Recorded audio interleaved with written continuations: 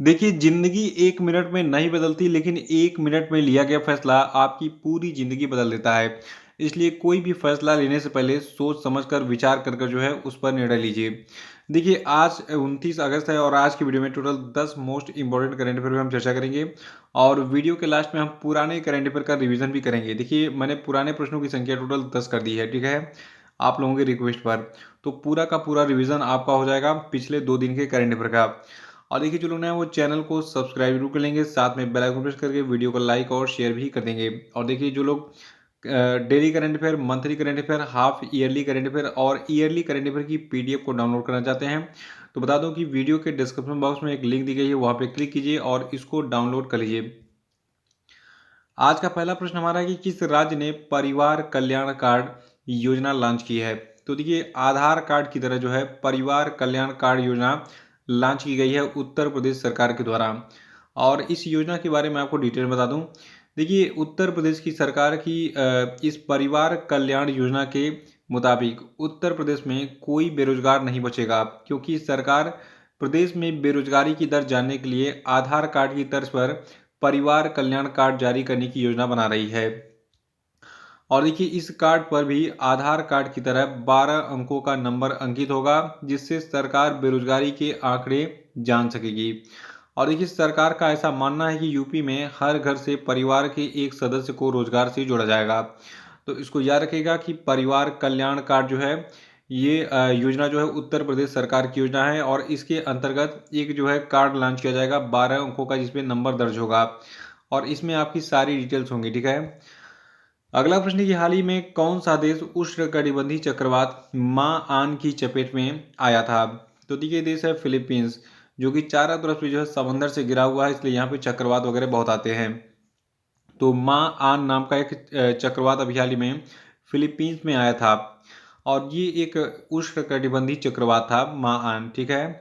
और इसने जो है फिलीपींस के मुख्य लूजोन द्वीप को जो है क्षतिग्रस्त कर दिया। अगर देखिए, एग्जाम में पूछा जाए कि अभी हाल ही में जो चक्रवात माआन आया था, तो इसने जो है किस देश के लूजोन द्वीप को क्षतिग्रस्त किया, तो ये देश आपका फिलीपींस है। और देखिए, आपको बता दूं, फिलीपींस की जो राष्ट्रीय आपदा जोखिम न्यूनीकरण और प्रबंधन परिषद है, इसके अनुसार जो आपका माआन चक्रवात है, इस चक्रवात में कम से कम 3 लोगों की मौत हो गई थी और 4 अन्य लोग घायल हो गए थे। देखिए, जो माआन चक्रवात है ये इस साल इस दक्षिण पूर्व एशियाई देश फिलीपींस से टकराने वाला 6वां उष्णकटिबंधीय चक्रवात है। तो इसको याद रखिएगा, क्योंकि हमारे परीक्षाओं में मतलब जितने भी कंपटीशन वाले एग्जाम होते हैं, उन सभी में चक्रवातों पर विशेष फोकस किया जाता है कि कौन सा चक्रवात किस देश में आया था। मैचिंग करने वाले प्रश्न दे देते हैं, चक्रवातों के 4 नाम दे देगा और देशों के नाम, कौन सा कहाँ पर आया था मैच कीजिए। तो एक एक चक्रवात जब भी मैं बताता हूँ उसको नोट किया कीजिए, ठीक है? एक आया था हुदहुद चक्रवात, ठीक है? वो बहुत पूछा गया था एग्जाम में। लगभग 2015-16 के आसपास में आया था ये चक्रवात भारत में। तीसरा कि हाल ही में किस केंद्रीय मंत्रालय ने बैटरी अपशिष्ट प्रबंधन नियम 2022 प्रकाशित किया? देखिए, हाल ही में जो भारत का पर्यावरण, वन और जलवायु परिवर्तन मंत्रालय है, इसने बैटरी अपशिष्ट प्रबंधन नियम 2022 को प्रकाशित किया है। और जो आपका ये बैटरी अपशिष्ट प्रबंधन नियम 2022 होगा, ये बैटरी प्रबंधन और हैंडलिंग नियम 2001 की जगह लेगा, ताकि जो अपशिष्ट बैटरियां हैं उनका पर्यावरणीय रूप से उचित प्रबंधन सुनिश्चित किया जा सके। और ये बैटरी अपशिष्ट प्रबंधन नियम 2022 जो है, ये इलेक्ट्रिक वाहन की battery, portable battery, automotive battery और औद्योगिक बैटरी सहित सभी प्रकार की बैटरियों को कवर करेगा।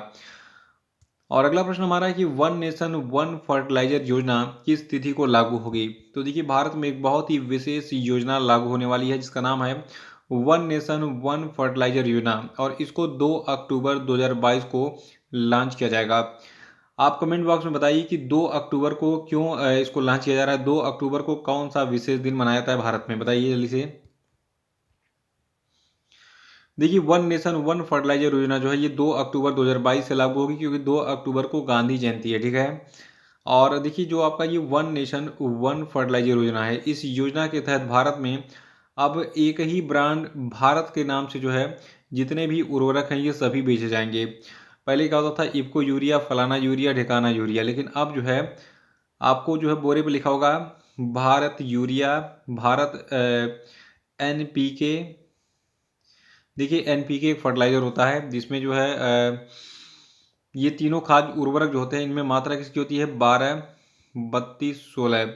एन का मतलब नाइट्रोजन हो गया, पी का मतलब हो गया फास्फोरस और के का मतलब हो गया पोटेशियम। ठीक है, तो एनपीके खाद में जो आपका नाइट्रोजन होता है ये 12% होता है और जो आपका पोटेशियम होता है ये 32% होता है और जो आपका पोटेशियम यानी कि के है ये 16% होता है।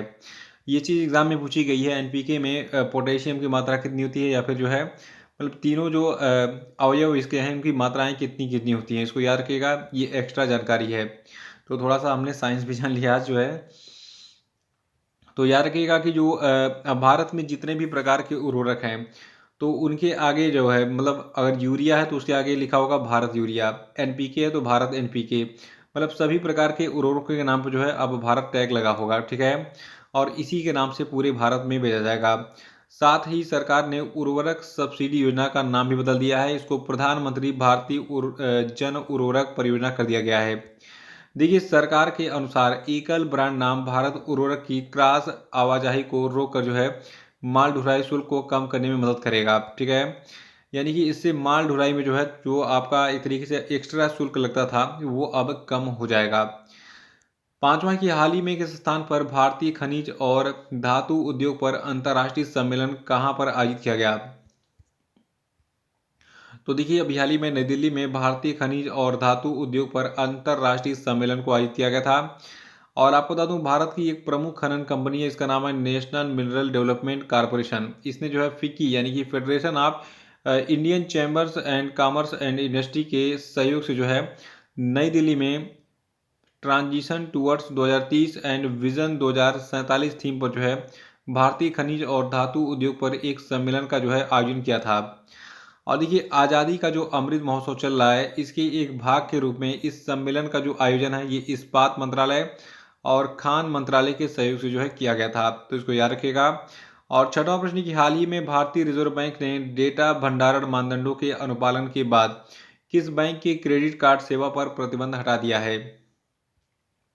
तो देखिए भारतीय रिजर्व बैंक ने डेटा भंडारण मानदंडों के अनुपालन के बाद जो आपका अमेरिकन एक्सप्रेस बैंक है इसके जो है क्रेडिट कार्ड सेवा पर से जो है प्रतिबंध हटा दिया है। देखिए पूरी न्यूज़ क्या है इसको डिटेल में जान लेते हैं। देखिए जो भारतीय रिजर्व बैंक है इसने अमेरिकन एक्सप्रेस बैंकिंग कारपोरेशन पर लगी पाबंदियों को हटा दिया है, साथ ही आरबीआई ने उसे अपने कार्ड नेटवर्क पर नए घरेलू ग्राहकों को जोड़ने की भी अनुमति दे दी है। देखिए आरबीआई ने निर्देशों का अनुपालन नहीं करने को लेकर अमेरिकन एक्सप्रेस पर जो है पाबंदी लगाई थी। और देखिए इस बैंकिंग कंपनी यानी कि जो आपकी अमेरिकन एक्सप्रेस बैंकिंग कंपनी है तो इस पर जो है 1 मई 2021 से लागू हुए पेमेंट सिस्टम डेटा के स्टोरेज संबंधी नियमों का अनुपालन नहीं करने पर जो है ये प्रतिबंध लगाया था। ठीक है, देखिए प्रतिबंध हटाए जाने के बाद अब जो आपका कंपनी अमेरिकन एक्सप्रेस है ये एक बार फिर से नए ग्राहकों को अपने जो है क्रेडिट कार्ड सेवा को जो है एक तरीके से प्रदान कर सकेगा। और सातवां प्रश्न है कि हाल ही में किस योजना के अंतर्गत आधुनिक मल्टी मॉडल लॉजिस्टिक पार्क के विकास के लिए राष्ट्रीय राजमार्ग लॉजिस्टिक प्रबंधन लिमिटेड और भारतीय अंतर्देशीय जलमार्ग प्राधिकरण और रेल विकास निगम लिमिटेड द्वारा एक त्रिपक्षीय समझौते पर हस्ताक्षर किया गया है? तो देखिए योजना आपकी है भारत माला परियोजना, जो कि एग्जाम में बहुत पूछा गया है कि ये कब लॉन्च हुआ था और इस योजना का उद्देश्य क्या है। इसको हम 2 लाइन में आज कवर कर लेंगे, 2 लाइन में जान लेंगे कि ये क्या चीज़ है भारत माला परियोजना। लेकिन इससे पहले एक बार दिमाग में बैठा लीजिए कि भारत माला परियोजना के अंतर्गत आधुनिक मल्टी मॉडल लॉजिस्टिक पार्क के विकास के लिए राष्ट्रीय राजमार्ग लॉजिस्टिक प्रबंधन लिमिटेड और भारतीय अंतर्देशीय जलमार्ग प्राधिकरण और रेल विकास निगम लिमिटेड इन तीनों ने मिलकर एक त्रिपक्षीय समझौते पर हस्ताक्षर किया है। अब बात करें भारतमाला परियोजना की, तो देखिए भारतमाला परियोजना एक राष्ट्रीय राजमार्ग विकास परियोजना है और इस योजना को 31 जुलाई 2015 को लॉन्च किया गया था और इसके तहत नए राजमार्गों के अलावा उन परियोजनाओं को भी पूरा किया जाएगा जो कि अब तक अधूरे हैं। याद रखिएगा इसको कि भारतमाला परियोजना 31 जुलाई 2015 को लॉन्च की गई थी। ये तिथि बहुत एग्जाम में पूछी गई है, याद रखिएगा। आठवां की हाल ही में किस देश ने यूक्रेन को 3 बिलियन अमेरिकी डॉलर की सहायता राशि प्रदान की? तो देखिए अभी हाल ही में अमेरिका ने जो है यूक्रेन को 3 बिलियन अमेरिकी डॉलर की जो है सहायता दी है। देखिए रूस और यूक्रेन का जो युद्ध चल रहा है, ठीक है, इसमें अमेरिका यूक्रेन को सपोर्ट कर रहा है। देखिए, अमेरिका के राष्ट्रपति जो बाइडेन ने अभी हाल ही में यूक्रेन के स्वतंत्रता दिवस के अवसर पर ये 3 बिलियन अमेरिकी डॉलर की जो सहायता है इसको दिया है, और 6 महीने पहले रूस के आक्रमण के बाद से ये किसी भी देश का सबसे बड़ा सहायता पैकेज है। देखिए, नए पैकेज में 6 अतिरिक्त सतह से हवा में मार करने वाली मिसाइल प्रणाली भी शामिल होगी। यानी कि अमेरिका जो है ये 3 बिलियन अमेरिकी डॉलर की मदद तो कर ही रहा है, लेकिन 6 अतिरिक्त सतह से जो है हवा में मार करने वाली मिसाइलों को भी जो है दे रहा है इसको, यूक्रेन को। नवा प्रश्न है कि हाल ही में किस देश की सरकार ने ई चिप पासपोर्ट लॉन्च करने की घोषणा की है? तो देखिए, भारत जो है ये भारत की सरकार ने ई चिप पासपोर्ट लॉन्च करने की घोषणा की है। देखिए, जो आपका ई चिप पासपोर्ट है इसको वर्ष 2022 के अंत तक, जनवरी 2023 के पहले सप्ताह तक लॉन्च किए जाने की संभावना है। और देखिए, इस पासपोर्ट की खास बात क्या होगी, इसमें जो है एक चिप होगा लगा, ठीक है। ये चिप जैसे कि सिम कार्ड में आप चिप देखते हैं, तो यहाँ पे ऐसे देखिए एक चिप लगा होगा, और इस चिप में आवेदक का जो विवरण है ये डिजिटल रूप से रखा जाएगा सेव करके, और ये भारतीय पासपोर्ट की सुरक्षा को अपग्रेड करेगा और मशीन रीडिंग को जो है सक्षम करेगा। तो अब जल्द ही ई चिप जो है ई चिप पासपोर्ट लॉन्च होने वाली है, ये 2022 के अंत तक यानी दिसंबर तक, या फिर जनवरी 2023 के पहले सप्ताह तक जो है लॉन्च हो जाएगा। 10वां प्रश्न है कि स्टॉकहोम विश्व जल सप्ताह 2022 कब से कब तक मनाया गया? तो देखिए, 23 अगस्त से 1 सितंबर के बीच में स्टॉकहोम विश्व जल सप्ताह जो है ये आयोजित किया जा रहा है। देखिए, आपको बता दूं, जो आपका विश्व जल सप्ताह ये पहली बार 1991 में आयोजित किया गया था, और इस साल 2022 के लिए जो आपका स्टॉकहोम विश्व जल सप्ताह है इसकी थीम है seeing the unseen the value of water. और ये जो थीम आपकी है seeing the unseen the value of water, ये थीम 3 मुख्य पहलुओं पर केंद्रित है। पहला पहलू है लोगों के बीच और विकास में पानी का मूल्य, दूसरा है जलवायु परिवर्तन और प्रकृति में जल का महत्व, और तीसरा है पानी का आर्थिक मूल्य और वित्तीय मूल्य। इसको याद रखिएगा। तो ये थे आपके आज के सभी महत्वपूर्ण करंट अफेयर, और अब जो है आपको कमेंट बॉक्स में आंसर देना है कल के सभी जो क्वेश्चन थे उनका रिवीजन करने के लिए, ठीक है। तो देखिए, आज क्वेश्चन नंबर का पहला प्रश्न आपके लिए कि सुप्रीम कोर्ट के 49वें मुख्य न्यायाधीश कौन बने, नाम बताइए इनका। दूसरा कि भारत ने किस वर्ष तक शुद्ध शून्य उत्सर्जन का लक्ष्य हासिल करने की घोषणा की है, बताइए। तीसरा कि भारत का पहला 3D पोस्ट ऑफिस कहाँ बनाया जाएगा, बताइए। और चौथा कि हाल ही में फीफा के द्वारा किस देश के फुटबॉल महासंघ पर लगा प्रतिबंध हटा दिया गया, बताइए। और पांचवा कि लुसाने डायमंड लीग 2022 जीतने वाले पहले भारतीय जेवलिन थ्रोवर कौन बन गए हैं, बताइए। और छठा प्रश्न आपके लिए कि यूरोपीय फुटबॉल महासंघ का वर्ष के सर्वश्रेष्ठ खिलाड़ी पुरुष वर्ग का पुरस्कार किसने जीता है, बताइए। देखिए, कल मैंने बताया था पुरुष वर्ग और महिला वर्ग दोनों का जो है यूफा अवार्ड किसको मिला है।